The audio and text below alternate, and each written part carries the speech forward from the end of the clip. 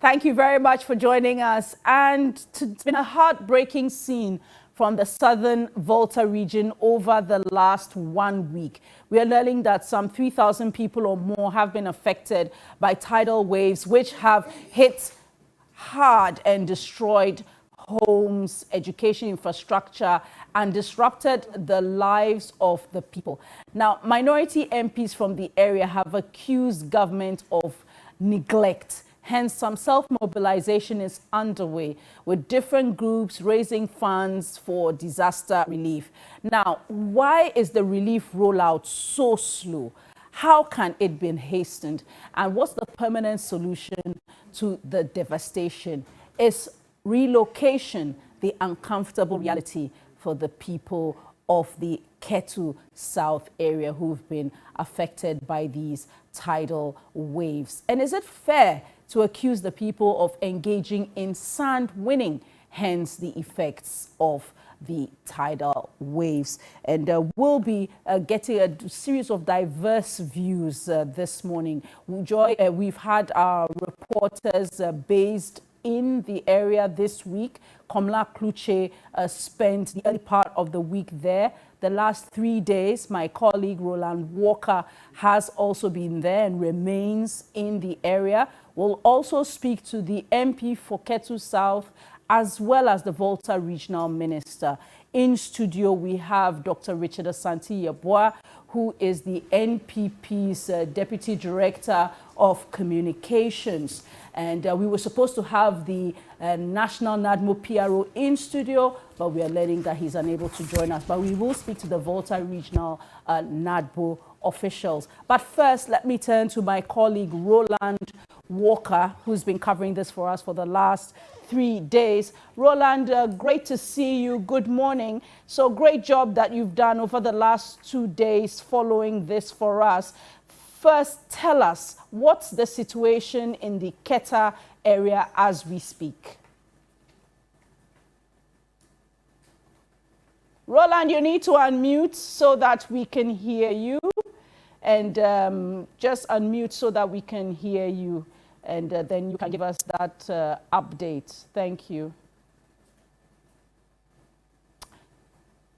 All right, looks like Roland hasn't unmuted yet. We'll just correct that and come back. But let me introduce Dr. Asante Yeboah, who joins us in the studio.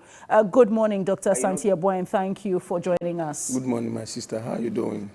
All right. So, Roland, tell us now, what's the situation in the Keta area today?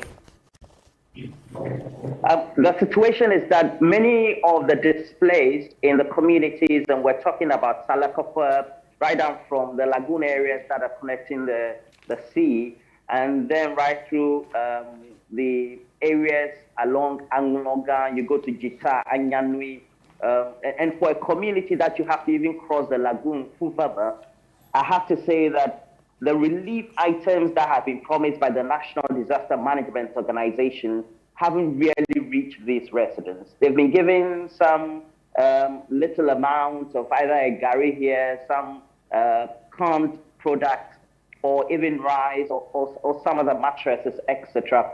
But if you look at the quantum or the numbers of the displays of the victims, it looks like perhaps the disaster preparedness by way of when these emergencies happen, for which the National Disaster Management Organization is responsible, was just not up to scratch. And I have to say, in fact, when you go to the communities, they will tell you that the waters this time around are not receding as fast as they would have compared to what would happen previously. And it's for good reason. It's been raining for a number of months now, because you would notice that our weather patterns have changed. So even the periods when they were not expecting the rains, you would find that it's been raining consistently. It's made the ground very wet.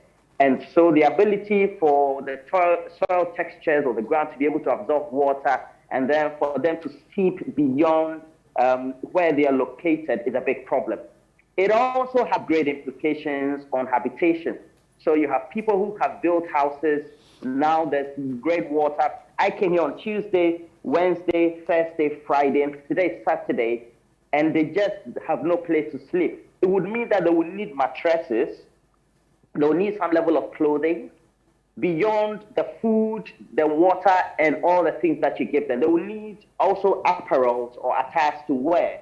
And then you have to check their health, because the water has seeped into areas, but also it has rained over the period. And then we have the lagoon water that has also mixed with the water. So we have collected water in many of these communities, and based on the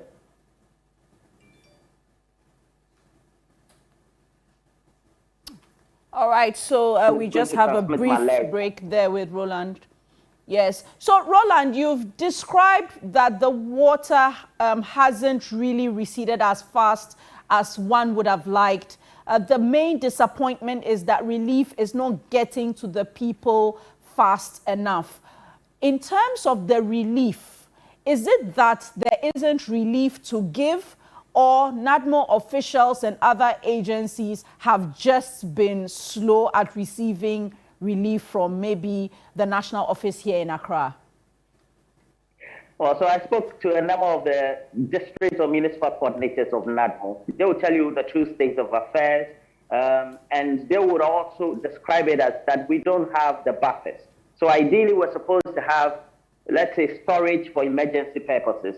Now, for disaster operational plans, you would have to envisage, usually when these happen, how many people will be affected. So if it's 10,000 people, at least you need to have in stock 5,000 of the mattresses, used clothing, that will call fools, a number of them. Not after when the disaster happens, you go soliciting or doing solicitation.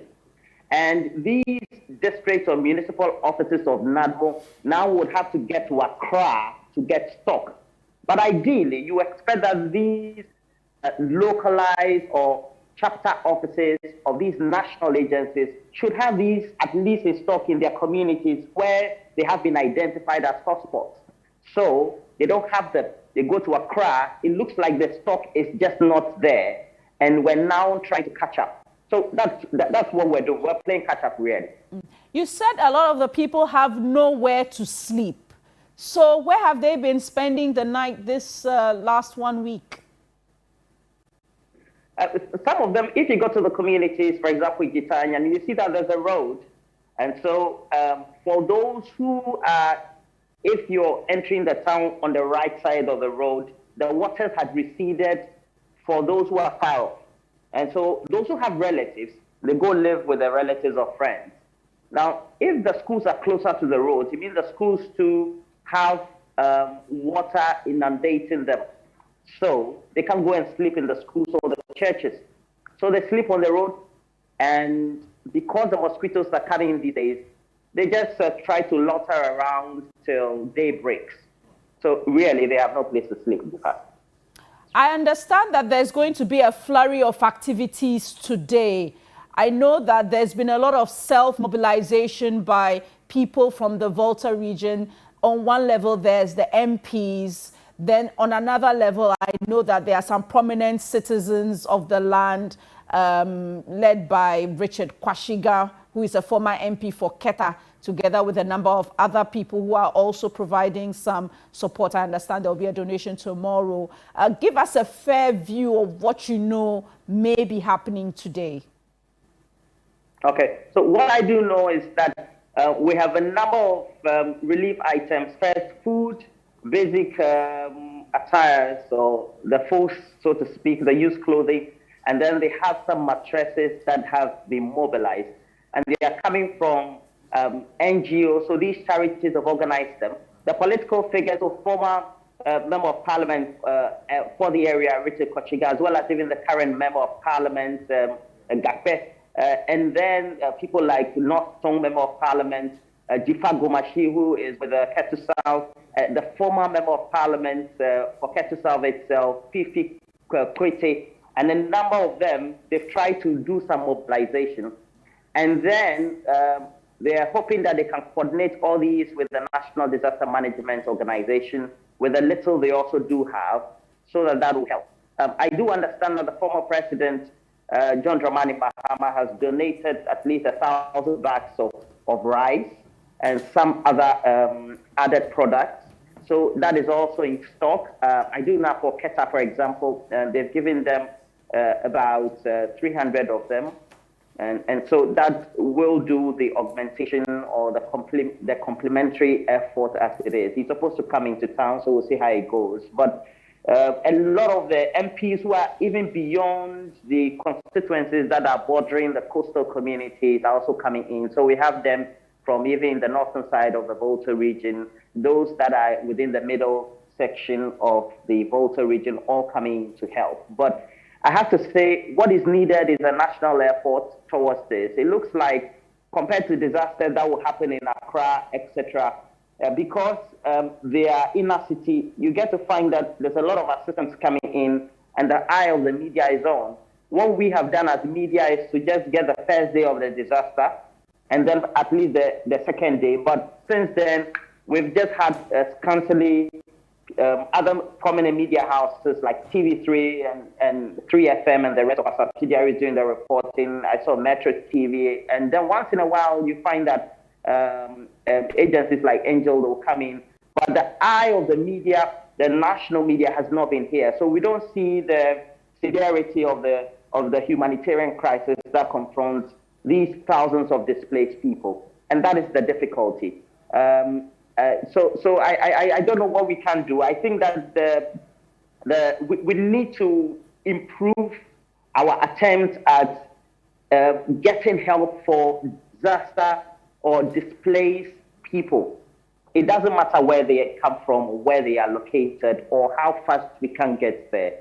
But if you look at the situation that the disaster happened at dawn of the Sunday, and then we're into Monday, Tuesday, Wednesday, Thursday, Friday, and Saturday, and we're still getting this narration. I don't know, by my experiences, it just doesn't look good that the state of Ghana has done enough. Thank you very much, Roland Walker, and we'll come back to you. Thanks very much for that reporting that you've done for us over the last 3 and 4 days there while you remain in Keta. And that's my colleague, Roland Walker, bringing us up to date. And we'll get back to him. But one of the people, the groups of people who've been very unhappy about this situation are the members of parliament who come from the coastal area of the Volta region. And they've been crying about the neglect which they say is coming from government. Let's hear some of them. Appalled. I am so disappointed at what I have seen. Our disaster response has in itself been probably more disastrous than the disaster. NADMO appears to be totally confused and in disarray. When I heard the NADMO boss say that they have to travel to Accra to secure relief items, and as we speak, what they have returned with is so paltry, is so meager, that it will not help in any way, really. And that is why, as MPs and, public-spirited persons, philanthropists, individuals are all helping. And the president himself, I was expecting that the president would have called off his trip to Cape Verde, because that was just a ceremonial event, an inauguration of a newly elected president. You can always go back later to go and congratulate the president. But this is an emergency. What responsible leaders who have empathy, leaders who care for their people, leaders who have their priorities right, what they do is that in case of national emergency, they rush to the scene and they mobilize resources. They are all Ghanaians, they all pay taxes. And we have a certain fiduciary duty that we cannot derelict, that we cannot, shake. And I am absolutely disgusted. I am outraged at the lack of care. As I speak to you, almost a week on, not a single statement from the president, not a single visit. And to make matters worse, yesterday in Parliament, the president sent message that he's going on holiday. Parliament is a place of record. You go and show picture, elsewhere picture, whether Benin or Togo, and claim that that picture comes from what? Keta, and that is the various tracks that are winning sun in Keta. That place is not close to Keta. That picture is not close because people need it. As we are speaking, NADMO bring 100 bags of what? Rice for 3 constituencies. My constituency got only 30 bags of rice for over 4,000 people. Is that what we are saying? Few cups and then few plates and then 7 pieces of what? Student food. That's what was allocated to the people. And they claim they are organizing to bring the rest, they are taking stock. How long are they going to take stock? So as part of that, we are calling on benevolent people, indigenous, prominent indigenous from coastal belt of Volta region, and then the former president, John Dramani Mahama, tomorrow will be making a big donation, food items and so many assorted to be given to the relief, as a relief package. And those were some members of parliament from the Volta region. You saw Samuel Okujetu Ablakwa speaking. Then you also saw some of the footage of the flooding brought on by the tidal wave. So let's now speak to the Deputy Director for Communications for the New Patriotic Party, Dr. Santi Yeboah. So Dr. Santi Yeboah, it's been a week. No visit from the Works and Housing Minister, the Honorable Francis Asensubuachi. The Volta Regional Minister, as far as I know, is yet to go there, Dr. Chibodlecha. He will join us via Zoom. The President himself, on a crucial day like this, that one would have thought he would come back from COP and Cape Verde, he's gone on holiday. I've not seen or heard the National Coordinator of NADMO make any major comment or provide any reassurance or demonstrate any speedily support for these areas. It seems like total neglect without anyone having to say so.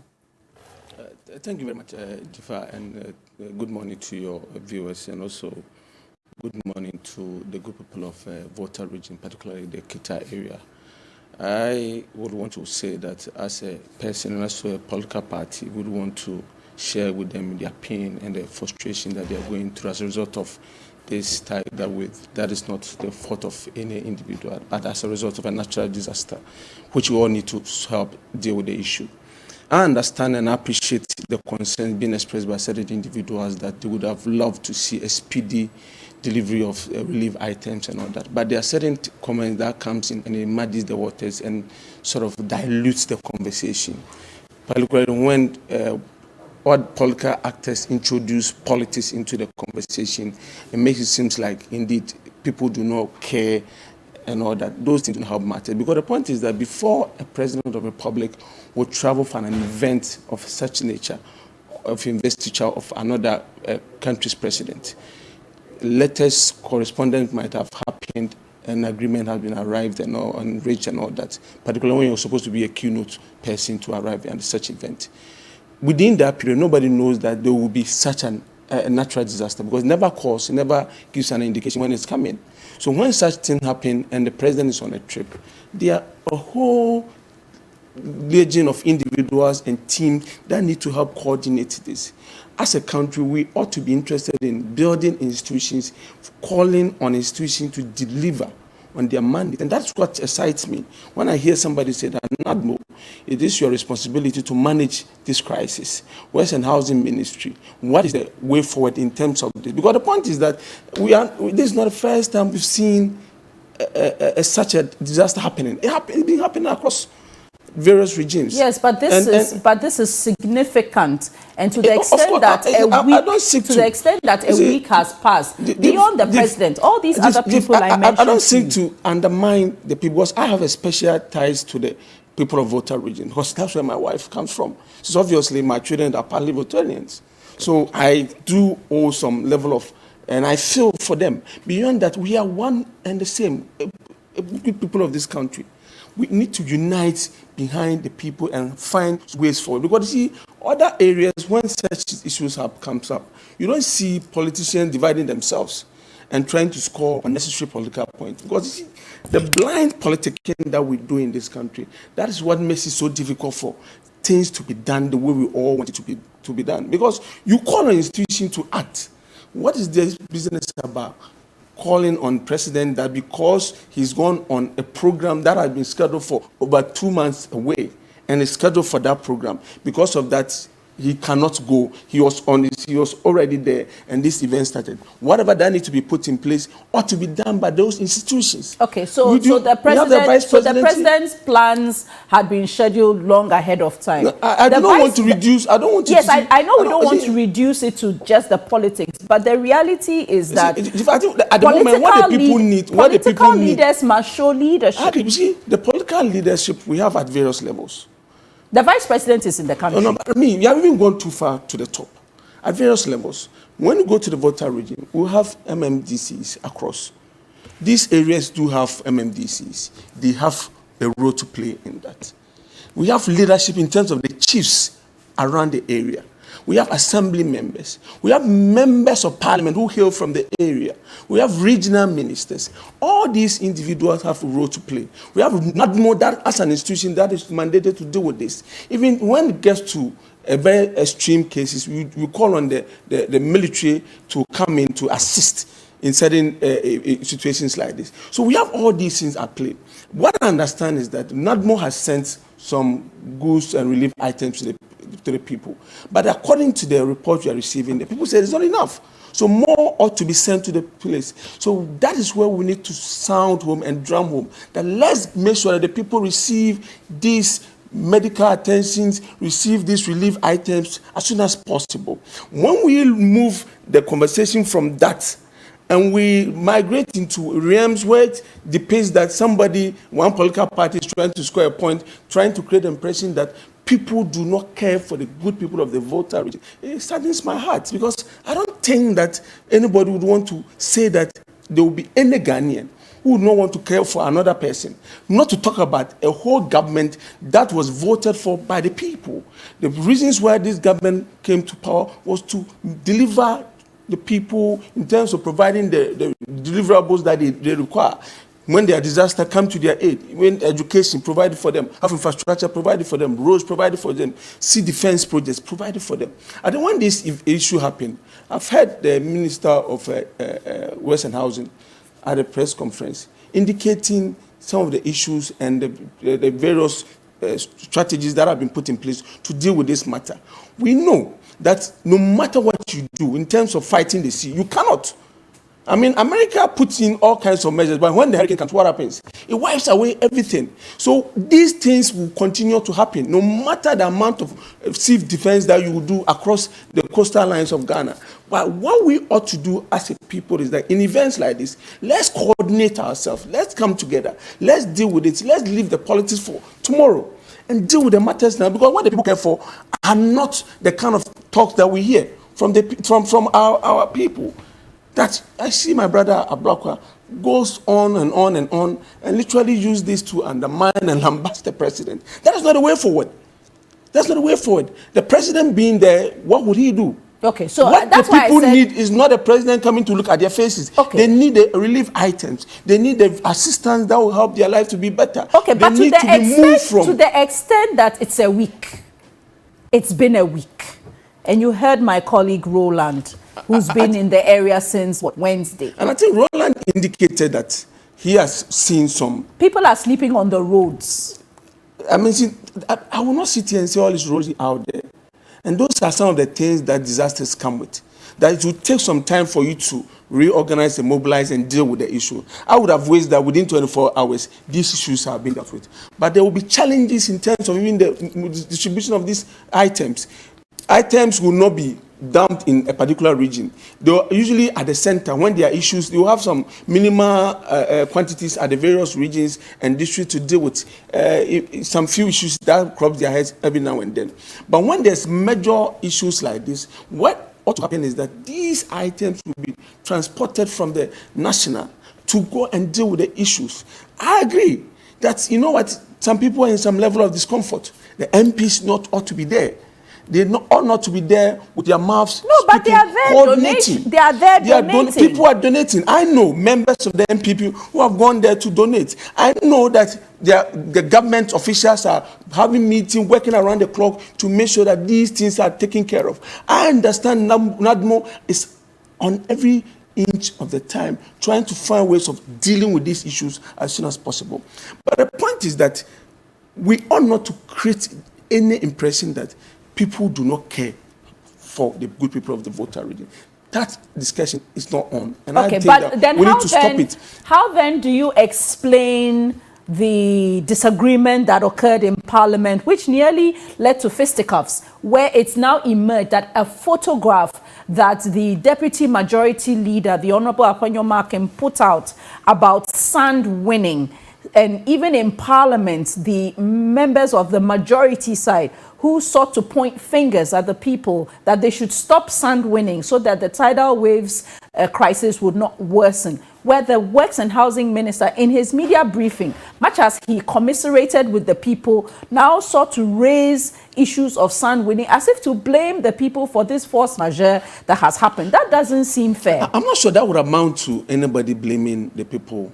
I mean, this is what we need to understand. That is I think the sand-winning discussion is one for a latter day. Why raise it in the heat of this crisis? I don't think he erred in throwing light on some of the conduct of humanity that seems to create problem for the environment. And we all know the impact of sand winning. We know the impact of deforestation. We know bush burnings, its impact on the ozone layer. We know all these, and we've been taught. We understand. We've lived in we know what is happening now, global warming and all that. And we know that the chunk of these things happen because of human activities. Now, if a minister or a member of parliament points out that, indeed, across the coastal line, people are doing things that are uncalled for, that worsen the situation, because already you can't fight the sea. You cannot. You can do as little as you can with some sea defense here and there.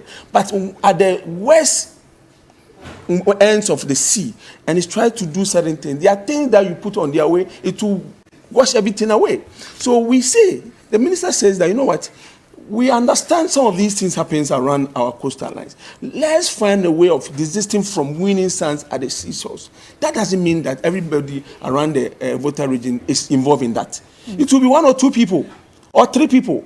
So when somebody says, let's all find a way of helping curb it, it means that we ought to police our coastal lines together. When people are doing activities that will not help, let's all throw lights on that. Let's make sure the lenses of the media on such people. Let's point to the people. Let's call for the arrest of such individuals. Or if they are companies, let's deal with them. That is what somebody would want to portray. But that cannot be equated to saying that the people of the Volta region have erred. They've committed sin. They've done something bad. That is why natural disaster befell them. No, it cannot be so. That is why I'm saying that at every point in time, we need to understand that we are one people, and the sum of our individual ambitions and the difference of birth, wealth, religion, tribal affiliations, and all that ought to be positioning against the national interest. We need to know that Ghana agenda should be bigger than all these things that I mentioned. That at every point in time, it should be the Ghanaian, not some one political party trying to earn and score some political points. Understand, when people are delaying, call them out. NADMO, you have to do A, B, C, D. You haven't done it. What is the reasons? What are the issues? Okay, if you are doing it, we understand it's not enough. Please, can you up your game? Let's see. Do you need more hands to come and assist in terms of the distribution of the relief items that you receive at your warehouses? Let's do this. The NGOs that are supporting, they know their chiefs who are supporting. We know their political parties, and I just heard that former President Mahama has donated something. I'm not sure the people have received it. But he's going there today. He's going there today. How many days since this thing happened? Yes, but he's not in government. But he's not in government. At the end of the day, the new Patriotic Party government, led by President Akufo-Addo, is in office. I'm raising this point because my brother Ablakwa sits and talks about the fact that since the event happened, the president of the republic hasn't been here because okay, but I have told you, it is not just the president. I listed 5 other officials who have not been there. We can't be too sure. We can't be too sure about those who haven't been there and those who have been there. I'm sure you have opportunity to talk to Honorable Lecha and all those. Yes, we spoke to him on Wednesday. So that was Wednesday. And he indicated that he hadn't been there yet. But and today is Saturday. Nadmo, if he had been there, we would know. Don't worry. I'm saying that he will have opportunity to answer these questions himself. Today is Saturday. But beyond that, the presence of the individuals do not constitute a relief item.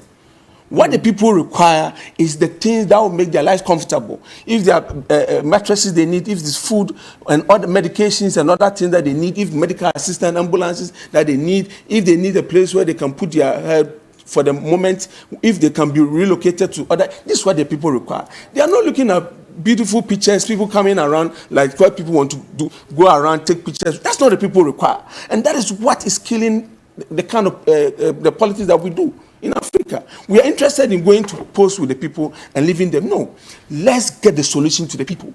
The people are asking for food. Let's get them. Let's not wait for only government. And I think when we do that, we always hurt ourselves. Because at the end, who is the government? It's me and you constitute the government. These individuals who have been voted for to lead us are just our representatives. They are our servants. They serve us. They serve our interests. Wherever the president would go to, he goes there because of the people of this country. And that's what we need to understand. Okay, let's speak to the Honorable Dr. Archibald Lecha, who joins us via Zoom. Good morning to you, Honorable Dr. Lecha. Thank you very much for joining us here on the Key Points. And we'd like to find out first, why has the relief for the people in the Ketu South area been so slow? I think we are still trying to correct that, but let's go to the phone line and speak to the Volta Region NADMO coordinator who will join us now. Good morning to you, Mr. Azuma. Good morning, madam. Thank you very much, Mr. Azuma, for joining us. So we've continued to follow the difficulties in the Ketu South area. We are learning that the relief distribution has been very slow. As of this morning, my colleague Roland Walker, who has been monitoring all these activities, reports that many are still yet to get major relief. Tell us what's been the problem. Okay, thank you so much.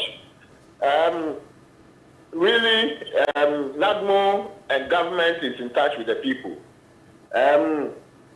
I don't want to take you back, but we have done our assessment, and then the assessment, although many people have been affected, but some have, yes, it's so severe.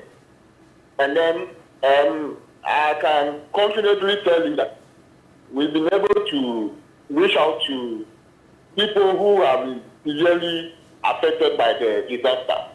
But in terms of giving out some relief items, government, for that matter, NADMO is still mobilizing resources. Pretty soon, the rest of the individuals who have not received anything from us would also get some relief items. Do you have a view of how many people you've provided relief items to? We're told that more than 3,000 people had been left destitute. Yeah, the total number that has been affected is a little above 4,000. But as I said, those hardly hit is a bit close to 2,000. And this close to 2,000 people have been touched in a way of relief items. There's a concern that NADMO has not worked fast enough and that the water is not receding as quickly as people would have expected. And so people are sleeping on the road because it's two things. The school buildings and the churches may be flooded, and then their homes are also inundated. So how come, for instance, we've not been able to set up some tents for them 5 days after the fact? No, I will not agree to the fact that people are sleeping on the road. As I said, people who are severely affected have been moved to community centers, school buildings that have not been affected by the flood, churches around that are safe for people to sleep. So we've given mattresses to these people and then provided mosquito net, mosquito coil, that they will not be exposed to the weather like that. So it is not true people are sleeping on the roof. Those who have friends and families around, they have moved to patch with these friends and families. So I can say nobody is sleeping on the roof. Our assessment and the data we have, no, I am not aware of that. Will you be setting up tents for others nonetheless? Because certainly the school blocks and the churches may not be adequate, or some people may not want to be there. Yes, definitely we have plans. Kota, the chief executive, was in the area yesterday to have a first-hand assessment with the situation. And Kota is coming out with some relief items that include tents. Tomorrow we'll be getting the delivery of these items, and then we'll be able to erase the tent for the people to have a comfortable place to lay their heads. So what's your plan for today? Because I understand there are lots of people in the Ketu South municipality, a lot of private initiatives to make donations. Are these donations coming to NADMO, or it's going through the municipal assembly? What's your plan for the day with all of that happening? Yeah, I have also gotten the information that the Water Caucus MPs in Parliament are coming out with some donations today. The former president, Mahama, is also coming. His brother, our own father, Ibrahim Mahama, I said, is also coming with some donations. There are some individuals who contacted me. UNICEF is equally coming. I had an interview with them yesterday. They promised they'll get back to me today. If their items are ready today, they will also come today. So we are in fact just getting prepared to go to the affected areas and then be waiting for these people to come. Thank you very much, Mr. Zuma, and certainly we'll come back to you before the program ends. Let's now speak to the Honorable Lecha. Good morning, Honorable Lecha, and thanks for making some time for us. So it's been a week since the tidal waves came through the Keta area, Adina, severely affected, Jita, and the like. It's been clear that NADMO has not exactly been up to the task. As regional minister, shouldn't you have stepped in with a team from your VRCC to help speeden or hasten the distribution of relief and the provision of support for the people? Thank you very much, Jaffa, and good morning to your viewers. I thank everybody for the concerns being expressed about the plight of our people in the southern part of the Volta region. But I'm so worried about the twist that the whole thing has been given. It's unfortunate, this is a disaster, and we must tackle it with a national effort. But the way it's going is quite unfortunate. Nevertheless, we at the VRCC have done so much. And it's not everything. It's not about being populist and going there to show off that you are there. It is not important.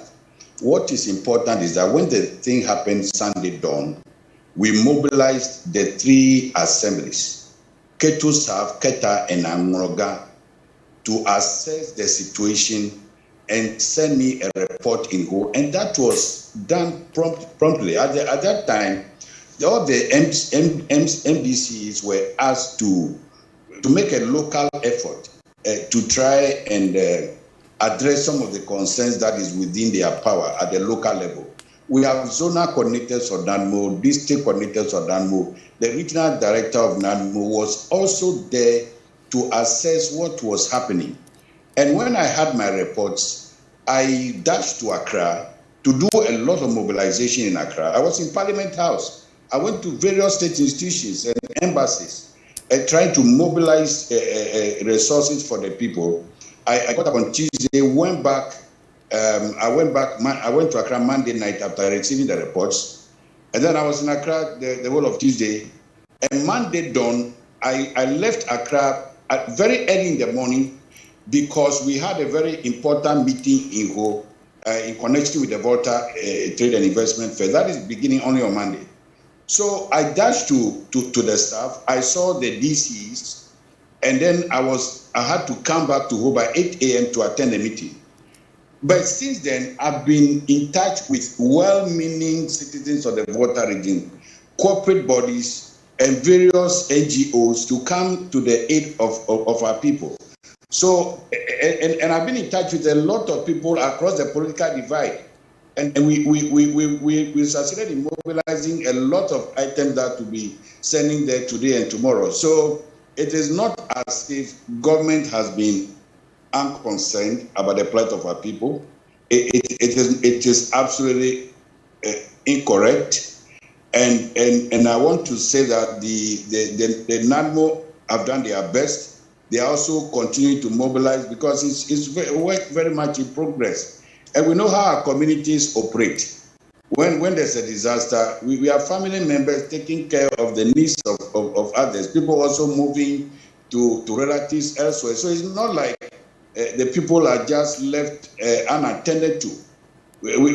So we're doing everything possible to support, and the picture being created that the president is unconcerned, vice president concerned, the government is unconcerned because of where this thing is happening is totally unfortunate. Now, Dr. Letcher, you've indicated that you've been working to mobilize support and you've worked across the political divide. In terms of what I have seen, there's been a lot of private support coming for the region. Isn't that in itself a problem? That private initiatives, though good and certainly are welcome, seem to be overshadowing what should be really a major government response. And I can mention a number of groups, but I would prefer not to.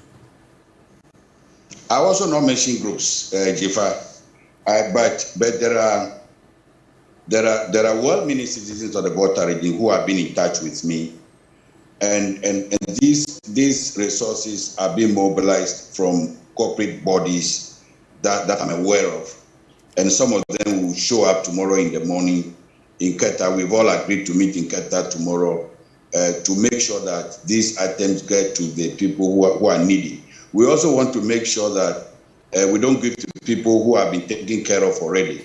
So we have the database from the NADMO, which we're going to use together with church leaders and so on the ground tomorrow to make sure. Tomorrow is also Sunday, so the church leaders will also come and collect items for their church members so that immediately the items are given out, we ensure that it gets to the needy people before we even leave the area. These items will be sent to Keta. So we expect the Keta Municipal, Keto Sub-Municipal Chief Executive and Angloga District Chief Executive to come and collect the items for their people. When it comes to mobilization to meet the needs of our people, it doesn't really matter. You know, when the COVID came, corporate Ghana mobilized and even built an infectious diseases hospital to support all of us. So it is not out of place for corporate Ghana to come, to be mobilized, to come to the aid of our people. It's not, but government will continue to do our part.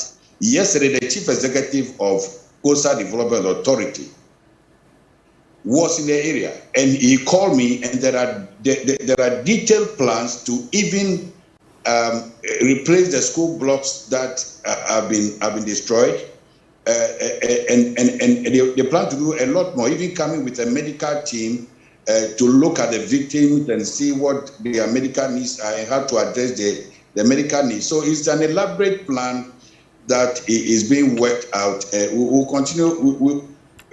We would have wished that things were faster, but I want to assure the people of the area that this is not discrimination. This is government institutions doing their part to make sure that whatever has happened, the needs of our people are met in the shortest possible time. And I'm sure that after tomorrow, come Monday, the story will be totally different. So you've indicated that you'll be there tomorrow. Is that it? Yes, I'm in touch with the team, the various groups that are coming from Accra. I have a list of them. They haven't got the permission to mention their names, but the Coastal Development Authority is also coming on board. And from Monday, we'll start receiving a lot of items from the Coastal Development Authority. What is the Coastal Development Authority providing? Because I did reach an official of theirs in an attempt to prepare for this program. And one of the things I was told was that they just provide support for infrastructure development. If a school building has been devastated because of the tidal waves, and a good number of them have, TV3 has shown that, then they will provide some support to restore. But in terms of what a permanent solution is, which I'll come to you later to talk about, that's not exactly in their purview. So what would the Coastal Development Authority be providing? Yeah, what I was told by the chief executive yesterday that they were going to do was to provide some household items, including mosquito nets and buckets and so on, in addition to making assessment of the damaged school blocks and infrastructure. And they also plan to help fishermen with outboard motors, and also help the women whose businesses have been destroyed with some loans at low interest rates. So it's a holistic package that they are coming with, and Kota is also coming with the health package to register those who are not on health insurance, and to also screen them medically to find out whether they face some health challenges since the incident occurred about a week ago.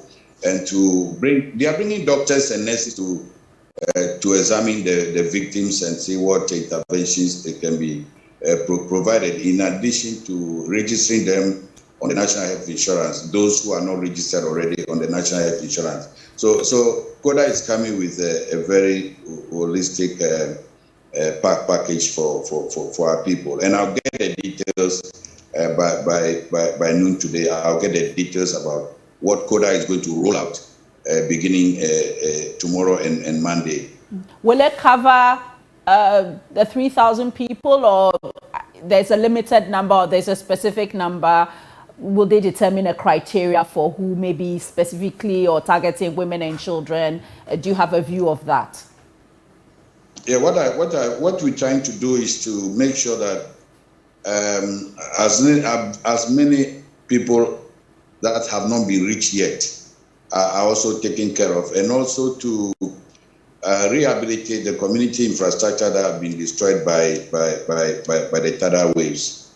There are school blocks, I said, like markets, the landing beaches, like canoes, like outboard motors, and so on and so forth. They have a package for fishermen, and that could be rolled out early next week. You're going there tomorrow, and part of it is to mobilize and coordinate the relief support. So what happens after tomorrow beyond that? I know that tents are urgently needed for people so that they can resettle. Is that something we will see being provided for maybe in the new week? I believe so. I am very confident that the mobilization that is going on now would include tents and other things that people need. I am very, very sure about that. But where will the tents be put up? Because I think the other difficult conversation with some members of the community has been a realistic option for the future, which may have to include relocation. where would these tents be set up such that it may not disadvantage the community who depend on the sea for livelihood? And indeed, some of them have told us that anywhere they would be relocated, they will have to consider it because they are worried about whether that will sustain their livelihood. Thank you very much, Jifa. I want to explain that we've had this problem mostly in the K2 South area, at Dina, Blekusu, where the first phase of the sea defense ended. And as has been rightly said earlier, the Minister for Western Housing was around, and we promised that by the end of the year, something work will start. And the Minister has also said that the Minister of Finance is working towards getting the resources for the project to begin.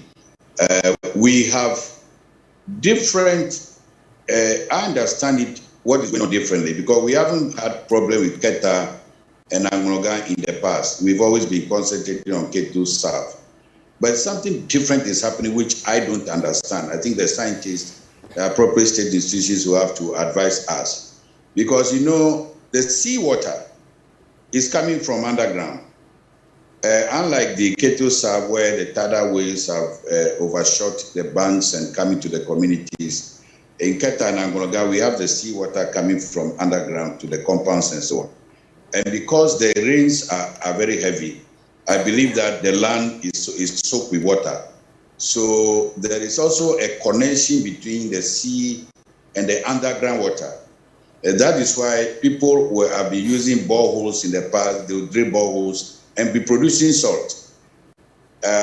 So there's a connection, and we have to be advised. Government has to be advised by the appropriate institutions and the scientists as to what intervention should be done in Keta and Angloga. Under the K2 South, we're confident that with the 8 kilometers to 10 kilometers of sea defense, the second phase of sea defense, that will be addressed. But the new development that I am witnessing, unfortunately, I'm not an expert in the field, but there is seawater coming from the underground, and that is why you see the water is not receding. It is not. You can see the water still in Angloga and Keta is not receding at all. But there are places that are high ground that we can identify and fix these tents. After the K2 South, we will identify the place for relocation. We only need to do some work there and convince the people. But my major concern, Jifa, is about the road from Denu to Keta, which we must do everything possible to save. And I believe that with the second phase of the sea defense, the route will be adequately taken care of. All right. Don't go away, Dr. Lesha. I'll just come back to you on one final point. But let's hear from the Honorable Jifa Gomashi, who is the MP for Ketu South. She'd been leading a lot of this campaign since June, July, where we had the first, inundation, where we saw a lot of property destroyed, a lot of people displaced in Salakopa and Agaveji in the Ketu South area. Honorable Jifa Gomashi, good morning, and thank you for joining us. Good morning. My name is Sue. How are you? Very well. Thank you for asking. And I know that you've been on this campaign for quite a while. Last week was, I know, in the earlier part of the week was difficult for you, very difficult for you. Tell us today, are things a little better than since that last time? Thank you very much, and good morning to your viewers and listeners and the panelists who are joining the conversation. Jifa is being traumatic. It's 2 years of all of us in Ketu South struggling to find a daily bread because of the closure of the border. And then in March, actually, the first tidal wave hit. And I was just probably 3 months into my work as a member of parliament. And then it happened again in May and now in November. I don't have the right words to express exactly how I feel and how most of the people that I engage on a daily basis feel. It is like you're pummeled by nature, you are pummeled by the systems of government, you are pummeled by just nature and force majeure. I mean, it's from one angle, it's left us breathless, it's left us gasping for air, literally. Have the people received more relief as of yesterday?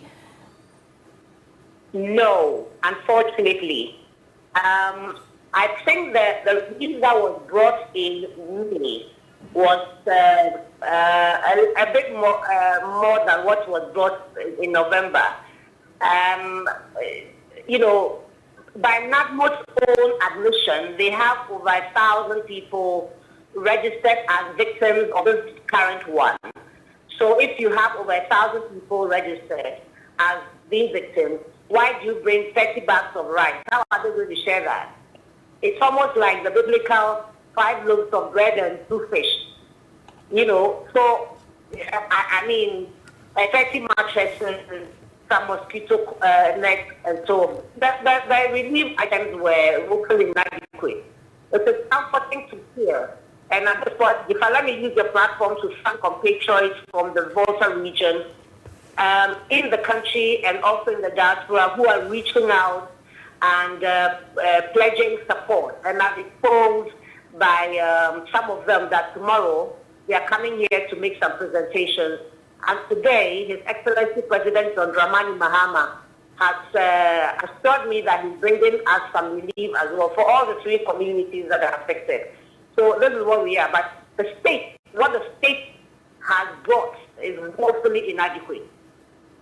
Now, how about coordinating a lot of these reliefs being brought on by private individuals? And I know that groups such as the Caring Sisters of Anglon, the Volta Tidal Wave Disaster Relief Group, I know that there's the Volta Development Forum that is also donating. We know MPs are also providing, and now you've mentioned people from the diaspora. Why not channel all these through NADMO, who are the National Disaster Management Coordinators? I don't know if that's a good idea, Jifa, but that's your opinion, which I respect. NADMO is a state institution. I've never seen that happen. Maybe it's an innovation that you're bringing up. They will have to consider that. But I think that people, Caring Sisters, for example, I was at the relaunch of Caring Sisters. They reached out to me. My brother, Ken Ashigbi, and his colleagues also have reached out to me, and Richard Kotiga, who was the former MP for Keta, he came to Parliament to tell us that we are doing this.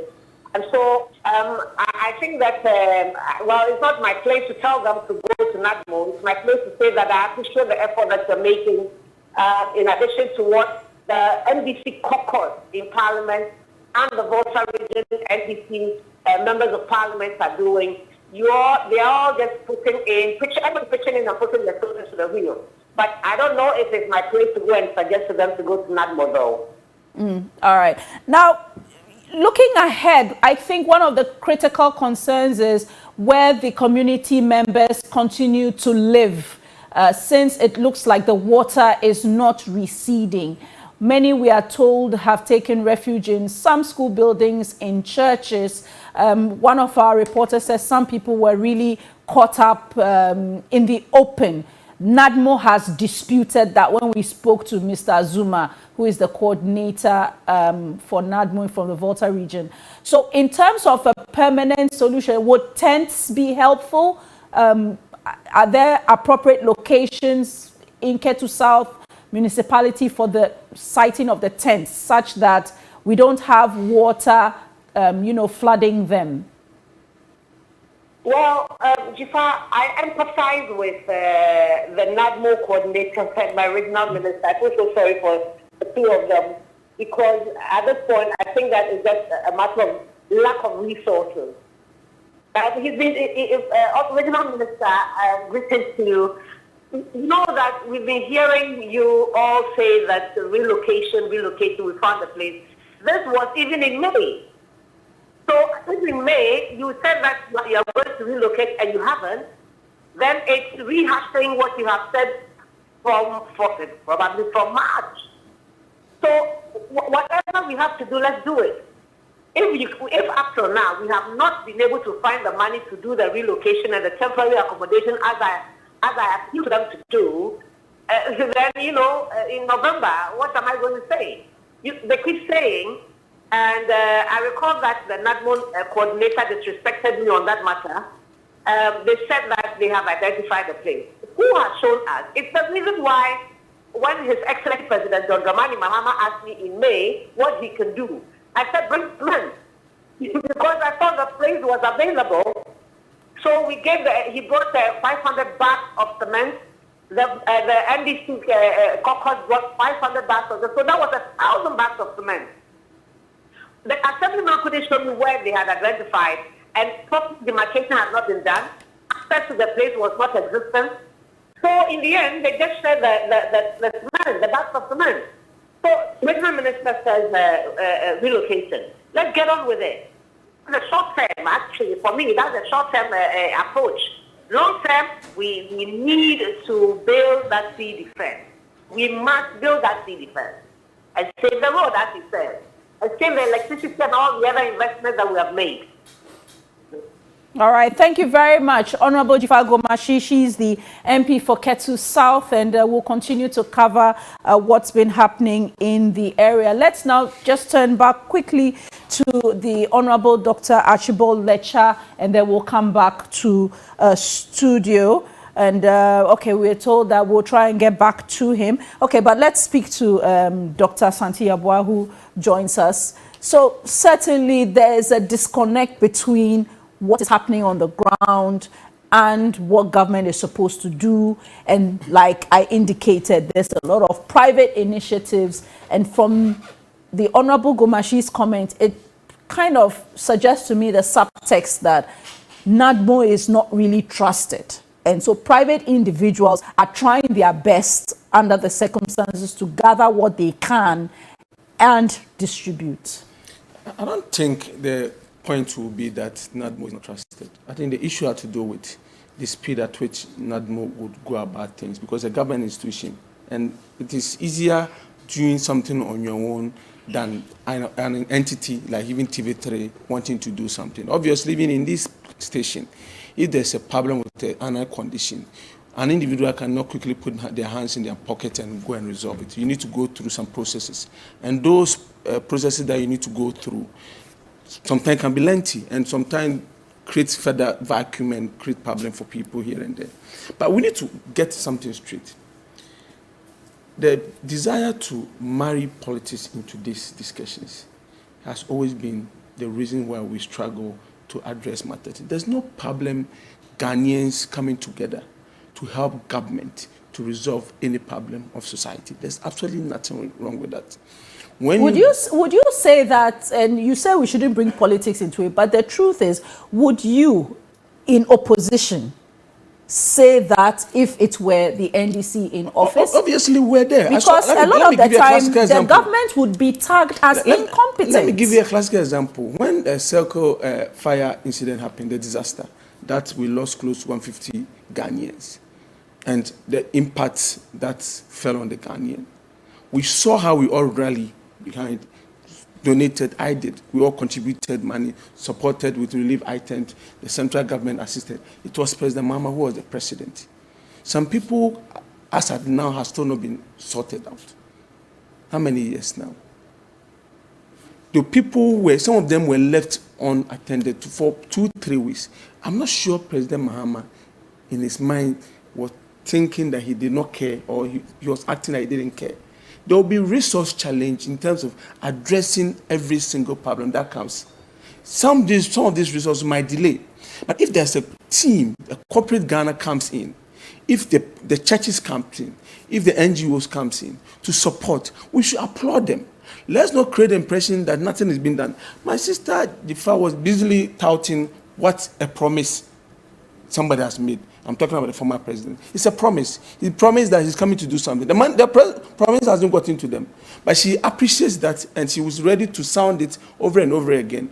But she's downplaying the effort that has been made by NADMO and other institutions that have gotten to the people. Okay, no but is it fair to say 4,000 people have been affected? And you've given 2,000. And in a community, maybe 1,000, and then you bring 30 bags of rice. It doesn't show. It doesn't show that you even consider the assessment figure. The 30 bags that she spoke about, I'm not sure she said that the 30 bags was for the entire 4,000 people.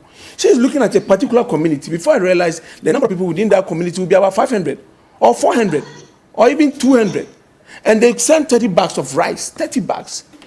When there's a challenge, you are not looking at receiving goods in a huge quantum at the initial stage. Whatever that is available, you share among yourself to sustain you for a period. So when the ball comes through, then everybody really gets all their stress being taken care of. But when you go out there, downplay the effort of NAGBO, the men and women, they are Voltarians too. They are working across, running through the water, doing everything humanly possible. You realize that there's a plan. When you spoke to the NADMO coordinator, you saw the plan. When the regional minister spoke, you know that there's actually a plan. When he spoke about Coastal Development Authority, the system that has been put in place and that is being rolled out to deal with this matter. People created the impression that people were sleeping on the streets, sleeping on the roads. Now we've been told that those are not possible because we know the Ghanaian hospitality. Even visitors who are not Ghanaians, when they come to this country, we open our doors to them. So it is pretty obvious that when there's a challenge, some people would find comfort in relatives, family members, and people that they do not know who have not gotten them, who are not in that situation. Others will come in and assist them. Churches are assisting them. People are being housed in churches, housed in schools, and conference centers, or what do you call it? Community centers and all that. So things are being done for the people. So when we want to talk about it, say, oh, you know what? Let's increase the pace. That's fair. We need more. Please throw in more. You've given us some. It is not sufficient. Bring in more. It's good. Get in touch with other people. Be ready to help. When there's a situation in America, UK, and all that, we see musicians, celebrities. You are here. I'm not sure you've been to Volta region since the incident. But you are supporting in one way or the other through your voice. You are calling people to throw in there. It's possible that you might have sent some money, Momo or something, to somebody within the community to assist. That is how we do. That is the Ghanaian attitude. So let's come together and deal with this situation. Let's not at every point in time try to create the impression that somebody doesn't care because somebody's from this region, somebody from here. If there have been these people, there have been incidents in the northern region. And people have called that things have delayed. There have been incidents in Ashanti region. People have called that have been delayed. There have been incidents in my region, Bonga Afro region. Incidents, and people have called that things have delayed. We know that at every point in time, NADMO had to roll out and support the people relief items coming from a meager resources. But if the corporate institutions, corporate Ghana, if the media would also come in and rally, because all these discussions that we are having, it's helping the situation. But what it is that there might be an institution, an individual who will be touched. There might be a foreign mission that is here that will be touched. There might be other private individuals who will want to come and support. Somebody might even call you right after the show and say, this is what I want to support the country with. This is what I want to support the people of this Volta region with. They are Ghanaians and they are people we need to treat special. So when we are dealing with the issues, the politicians, let them back off with the kind of commentary they run. But you have not called out your deputy majority leader for spreading false information. Why do you say it's a false information? Because the picture is not Ghanaian. It's been fact-checked. Who told you? From where? It's been fact-checked. From where? By who? It's online. By who? It's been by fact-check Ghana. The point is that it's been done by fact-check Ghana. There are credible institutions for fact-checking. Let me tell you this. So the reality is that we should not, but that is even the point I made. We should not use an issue of let's finish providing the support that is needed. Then we can have a separate conversation about they've gotten a lot. Even the recent Dr. Baumia's delivery on digitalization, all the two issues that they raised, they got it wrong completely. When it was pointed out to them, They could not come in to withdraw, retract, and apologize. What kind of institution? There is an online platform where you can verify the pictures, institutions, and it has been verified. I'm saying that what they are talking about, people go and pick whatever pictures, images that they have. But I'm the saying point is what that the minister, what the MP put out there is the factual picture. The point is that shouldn't have even been done at all. You can talk because about it's like you are blaming the people for a plight that they are trying to deal with. Let's have that conversation later. I think we are overstretching the conversation. Let me tell you something. So when there are challenges, we know there are accidents, and we're discussing a road accident, and somebody says, you know what, overspeeding is a major issue, road infrastructure. So don't talk about those things. No, let's make sure that the accident issues are over. That's not a correct analogy, because we are also saying that the community members, they sanguine. But who said community members? It could not be. You never said community members. That is what there was will be individuals. There will be people who will be there before you realize they are not even Votarians. Before you realize they are not even Ghanaians.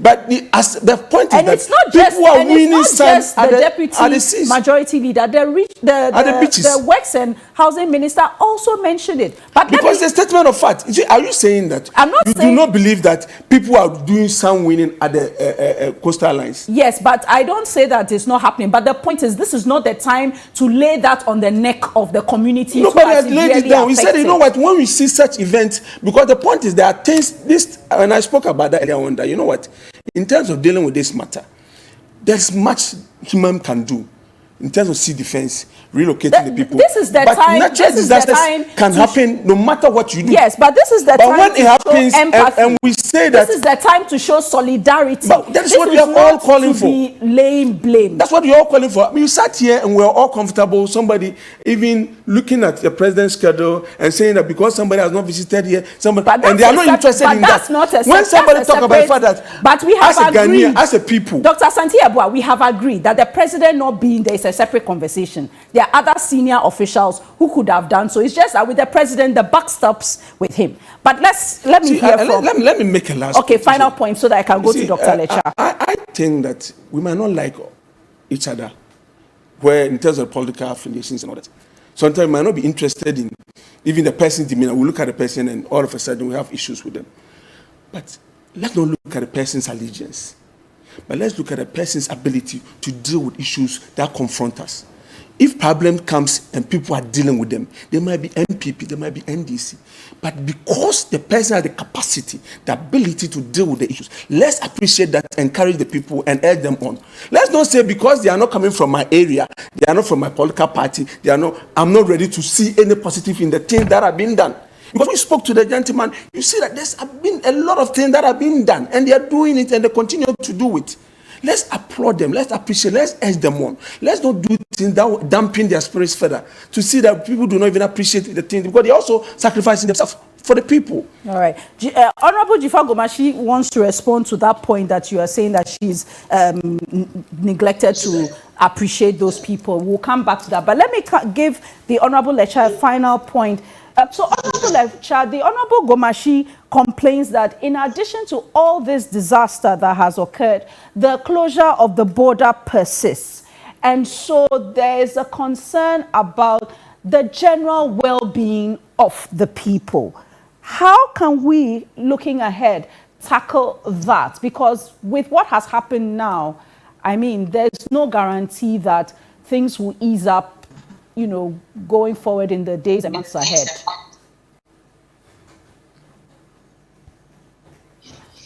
Hello, Jifa. Yes, sir. So I was saying that there's a concern by Honorable Gomashi about the closure of the border, in addition to the disaster that has happened. So it's an almost double, triple whammy for them. What can the regional administration do in that regard? Because there's no additional support being provided for communities along the borders who depend on border trade. And now they can't even do their livelihood, and now they've lost their property. And life as it knows it looks bleak for them.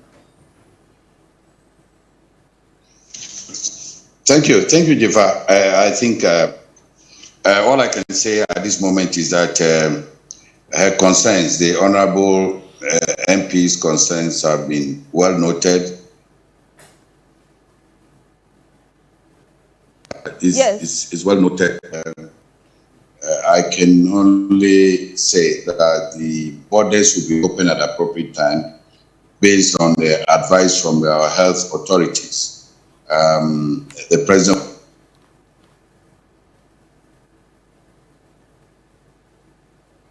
Hello, Honorable. Can you just unmute? That Yes, please. the Sorry. president listen.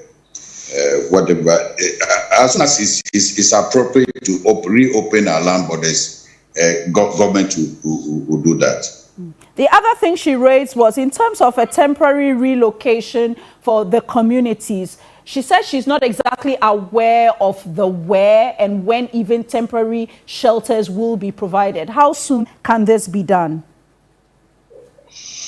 I would like to assure the Honourable Member of Parliament that when we meet tomorrow, I'm hoping to meet her tomorrow, and I know where the area that has been identified in her constituency for relocation. I know there is need to do some work there, like building a culvert and getting the place set for the people. But you know, it's difficult for human beings to relocate. It's a difficult thing, and we have to work at it. We have to prepare the minds of the people. Otherwise, what will happen is that you spend money at the place, and as soon as there is no problem, we feel comfortable at where we are until there's a problem again. So I can promise her that I will be meeting her tomorrow, and we can discuss.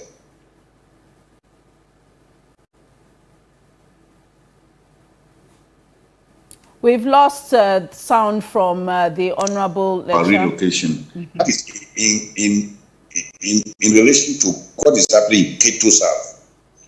What is happening in Keta South is totally a different thing from what is happening in Keta and Morgan. So each of the assemblies, the solution to the problems of each of the assemblies will be discussed separately with the appropriate authorities, with the assemblies, with the MPs, and then with the chiefs and people, so that we can find a lasting solution to this problem. But let us remember that when these things happen, as soon as the problem subsides, let us always remember that it could happen again. So when the problem is not there, we are talking about relocation. We appeal to the assemblies, the assemblymen, the opinion leaders to also cooperate with us, so that we can invest money trying to relocate. And I believe that when we all put our hands together, we'll find a lasting solution to this problem. Many thanks to you, Honourable Archibald Letcher, Volta Regional Minister. Thank you for making some time for us. Jifa, before I go. Yes, sir. Jifa, you are brand ambassador, Volta Trade and Investment Fair. I want to thank you for the wonderful work you are doing for us. And we want you to continue to remind the world that the fair begins on Monday, 15th November to 28th November, and visit Volta Experience Ghana. Whilst we address the problems of the tidal wave happening in the southern part of the Volta region, I want you to continue your job for us as our honorable brand ambassador. Thank you very much. Thank you very much, the Honourable Letcher, for that. Yes, and now I have to be an ambassador for the entire region as well. Let's hear from the Honourable Jifa Gomashi, who wanted to rebut the issue raised about the picture that was shown in Parliament yesterday about an area where sand winning was happening, and later it was determined that this was not the Keta South area. Yes, Honourable Gomashi. Thank you very much, Jifa. I want to throw a challenge that you make time and come with my colleague in the studio. Let's go and identify where that sand winning is happening in this area. We will start from Aflau and walk along the beach all the way to Anglo to identify that particular place where the sand winning is supposed to be happening. Because as I speak to you, yesterday I was in the community with other journalists. Your colleagues were there with us. We roamed the whole place. We couldn't identify where this is happening. So everyone who has the time to join us and let's go and see. In any case, can I ask, Jifa, If we can send the military and the police here during the registration and the elections, why haven't we sent anybody to stop the people who are doing this sun winning? Why haven't we done that? Why haven't we shown pictures of it? Why haven't we made any noise? No NCE, either the past one or the current one, have ever come out with this kind of picture. What were they doing? They are the state representatives, they are the president's representatives in the community. They are the ones giving the money to ensure that the various MMDAs do well. What have they done about this sun winning? Are there records to show to buttress that point or to support this allegation? I think that we need to focus on the problem that we have now, which is that people's lives have been affected by the tidal wave. They need food, they need shelter, they need clothing. Shifting the goalpost does not help anybody. In fact, it is ridiculous. I think that we need to have empathy. We need to feel for these people who are traumatized by the closure of the border and also the tidal wave. If there's sun winning going on, and we have a disaster. Is it to shift the sympathy away from the people and blame them for what is happening? Is that the agenda? All right. Thank you very much, Honorable Bomashi. Unfortunately, that's all time will allow us for now, but I want to thank you very much, and we'll continue to cover this. But 2 days ago, I did speak to the MCE, I think it was for Keta, Mr. Gemega, and he did tell me that the MUSEC had issued a directive to ensure that they patrol the beaches and ensure that there is no more sand winning. And that's where we have to end it on this topic for now. I want to thank you all for joining us on the Key Points.